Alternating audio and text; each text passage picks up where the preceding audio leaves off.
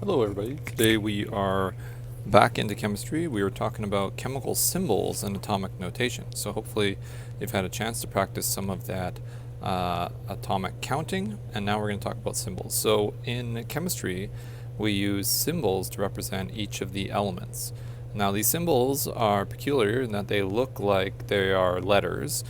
They are made out of the normal Arabic characters that we use in our alphabet, but they are now going to be symbols. So as a symbol, it must be drawn and written in a very specific way, and that is going to be a bit of a sticking point for me as we move forward. Is that you must write your symbols in the appropriate direction, in the appropriate way, in the appropriate style. So every pure element has its own chemical symbols. You might be familiar with quite a few of them, like oxygen is a big giant O looking symbol. You might know nitrogen, a big N, a capital N. There are other ones that are a little bit more rare, like lead, which is a big P and a little b, or maybe cesium, which is a big C and a little s. So, this is lead, the symbol for lead, the symbol for cesium, the symbol for nitrogen, symbol for oxygen. Now remember, these are symbols. They happen to look like our normal letters, but they are actually symbols. They're different. They should be treated separately. They are not letters. They are not. We're not trying to spell anything. We are using symbols that happen to look like letters, happen to be made out of letters, but they represent elements. So the periodic table arranges each of these elements in order of its atomic number. And let's just do a quick remember. Atomic number is the number of protons. Very good. And by its common properties. So these are the two pieces that it organizes things. Firstly, it puts all atoms, all different elements in order by their atomic number, and then organizes them into rows so that the common properties are together. So we have a couple of features here. We have an atomic number, typically drawn in the corner, in one of the corners of the element. It might have something like the melting point here, or the boiling point. So these are points where it changes phases. It might even have the density or the atomic radius, which is how big the atom is. And then this is the symbol, this letter that's always usually right in the center of the element of the card. And then this is the name of the element, is usually below that symbol, and then an atomic mass is somewhere as well, often below. So this is an element card. Element card. And these are arranged on the periodic table. Different periodic tables have more or less information on each of the cards, and it's kind of like it's kind of like a sport card, like a baseball card, where it has like the various facts about it. So let's look at an example. An atom of gold has an atomic number of 79 and an atomic mass of 197. How many protons are there? So we've done some practice on this already. If this is the atomic number, then it's equal to the protons. So there are 79 protons. If there are 79 protons, then there must be 79 electrons. And the number of neutrons is going to be the mass subtracted by the number of protons. So mass is 197, subtract the 79, and we are going to be left with 1.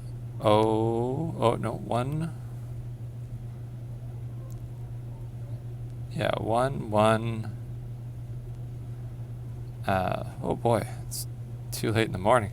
Okay, just a second. Maybe I'll just use a calculator because I'm obviously not thinking here today. So 197 minus 79, 118, 118. There, I can get that last number out.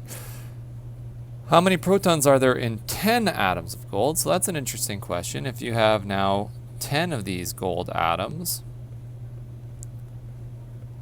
and each one has 79 protons, then that means that we have 790 protons.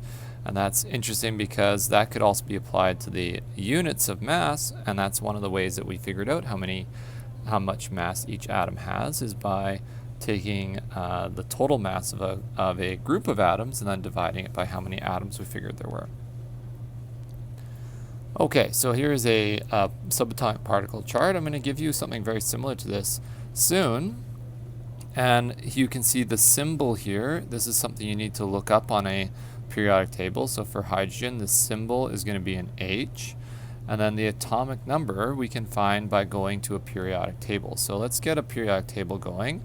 So let me just pull up a periodic table. Doesn't really matter which one we use. Some are better than others. We do want one that has the masses on it. So let's see if we can find another periodic table. Let's try one more time. I'm doing this because I do want you to be able to do this search on your own, especially because you're all working from home. It's really important that we be able to find these things. So notice this one doesn't have very much information. So I only have the symbol and the atomic number, and I need a little bit more information than that to complete this assignment. I need the atomic mass. So I'm looking for one that has 2 numbers on each card. Here's one. So this is a good example of one that I can see it. Let's hope that it loads up. So this is what you're going to be doing if you're working from home and you need to find these atomic masses. I will try to post a periodic table for you. So again, not loading, so I'm going to keep going. Don't give up. That's another thing, right? We don't want to give up. Okay, this looks like something we can work with. So let's open that. Yeah, okay, so that's got up. So we can see what I'm looking for. Why I'm really excited is because I can see that there is a atomic number on this, and there is also a number below the symbol, and that's going to be the atomic mass. And so what I'm going to do for my file here is I'm going to just add a page, and on that page I'm going to drop this periodic table so we don't lose it. Okay. All right, so now we can go and finish up this work here. So for hydrogen, what we want to do is we want to look at this hydrogen. We find it on the periodic table. Now I could also have found one that had the names on it. That might have been useful. I'm okay with the symbols, but if you're not okay with the symbols, we should probably find one that actually has the name as well. So this would require another little Google search. The one I will provide you with will definitely have the names as well. Let's see if I can, I just kind of click around. I do this all the time where I'm just like, oh, I need a periodic table, and I just start searching. And, there's hundreds and hundreds of periodic tables online. So, never stop at the first one. If you see one, you're like, that doesn't seem to have everything I need. Then here we go. This one looks good. Yeah, let's see if I can grab this. All right. So let's get rid of this old one, and let's put this one in. Yeah, so here we go. So this has everything we need, because this one has the names, and so we can see we have an element name, atomic number, symbol, and atomic weight. Okay, so when we do this in our class, we're going to be rounding to a single digit. So we only really care about that first digit. We don't care about these other numbers. So if the second digit is greater than 5, then we're going to round up, just like we learned how to do the other day. So this one will be 7. This one is 9. I mean, I know this is not the best quality. Again, I would probably go back and do another search. And this one's going to be like a 1.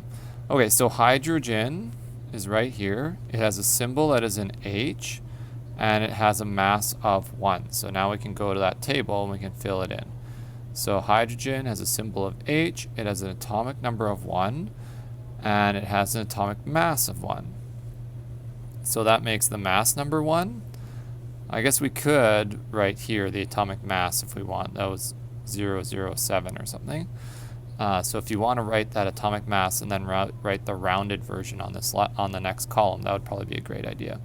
And so then to find the number of protons, we are just going to reference the atomic number. So that's just 1 proton. To find the number of electrons, we're going to reference the number of protons. So 1 electron.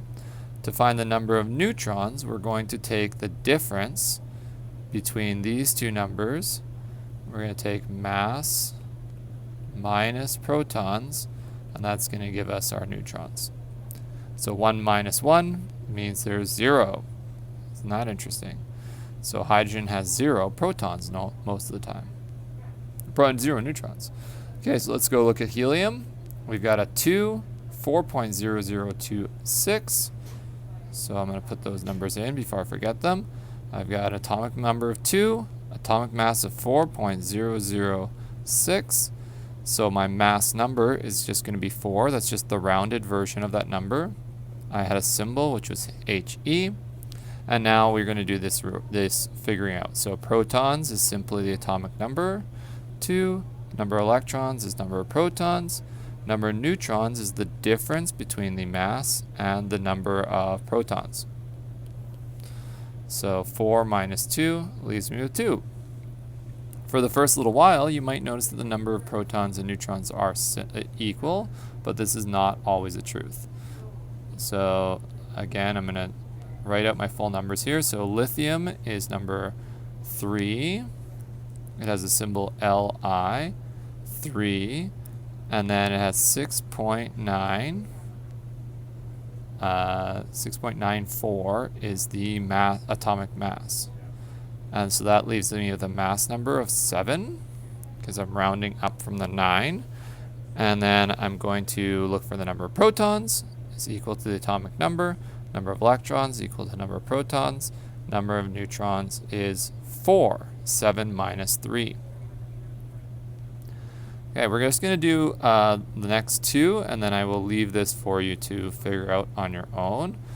Okay, so beryllium is Be. It is number 4, and it has 9.012. So 4, 9.012. So rounding up or down, I'm going to get to 9. 9.0 rounds to 9. That means that my number of protons is still 4, because that's the atomic number. Number of electrons is equal to number of protons. These are always equal. And then the number of neutrons is the difference between these two numbers. So that means 5. Okay, boron is B. We jump over to the other side of the periodic table. It is number 5 and 10.8. 10.81. Oops, that's in the wrong spot. Okay. Atomic number is 5. This is going to round to 11. 11 protons is equal to atomic number. Electrons is equal to protons. The difference between 11 and 5 is 6. Okay, I'm going to leave the rest of this to fill in. But let's look at these questions at the bottom. They're very important. What do you notice about the number of protons?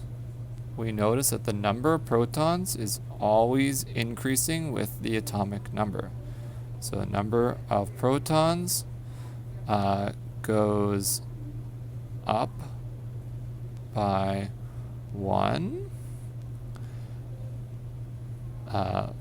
with every new element, always equal to atomic number.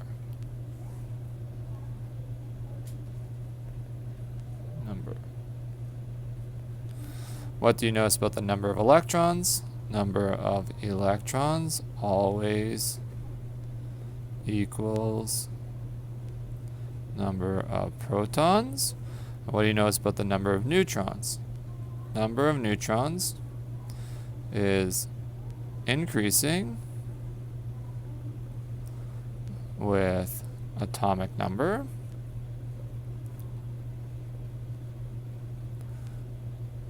But not always by the same amount. So notice somewhere like this, if we look at our number of neutrons, we went 0, 1, 2, 4, 5, 6. So that's not exactly a linear pattern. It's not increasing in a regular way. And that's an important observation, that neutrons don't or increase in a regular way. They're not really predictable unless you have the atomic mass. You need that atomic mass to be able to figure them out. Okay, I'm going to let you work on that. I think that we will just stop there because the next concept is the drawing the Bohr atom, and that's a pretty high concept. I will fill in the rest of this chart and post it for you so that you can fill it in at home. All right. With that, I think we will conclude our day, so have a great day.